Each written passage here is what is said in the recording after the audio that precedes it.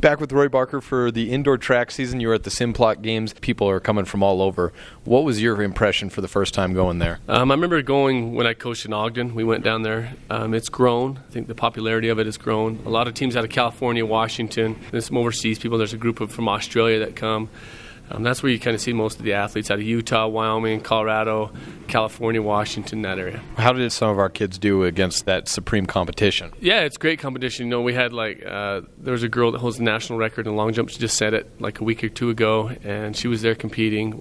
There's some very, very talented distance runners that were there. Every time the announcers would announce, there'd be somebody ranked in the top 10 in the nation. So it was really fun to watch. Our kids did great. I thought Brayla Full ran fantastic.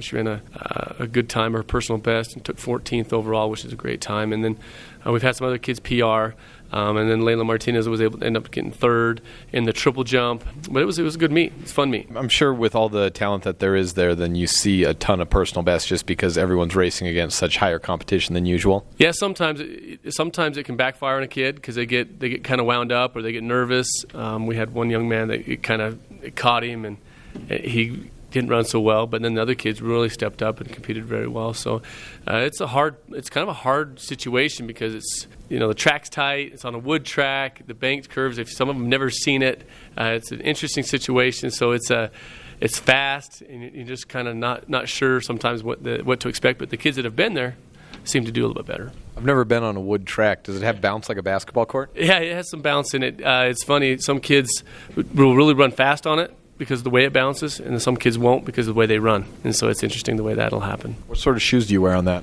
Well, they won't let them wear spikes because there's so many kids on the prelims, but then on the finals they wear spikes. They just wear the regular spikes. But if you have anything plastic, you might as well just... We had a lot of wipeouts. We saw it was NASCAR.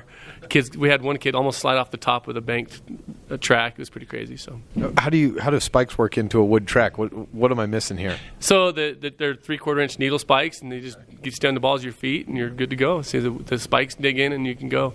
But if you have pyramid spikes or if you have plastic that'll dig in, they won't bite as well.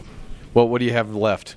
We have a week off this week, and then we're going to go to a state track meet up in Gillette in 2 weeks. Have they made any changes for qualifications where you have to qualify for it, or do you get to bring the whole team still? No, we get to bring the top. We'll take the top 4 in each event. If we don't have 4, we won't take that many, obviously. We try to take kids that are more competitive, treated as a varsity meet. All right, Coach Roy Barker, thank you. Thanks.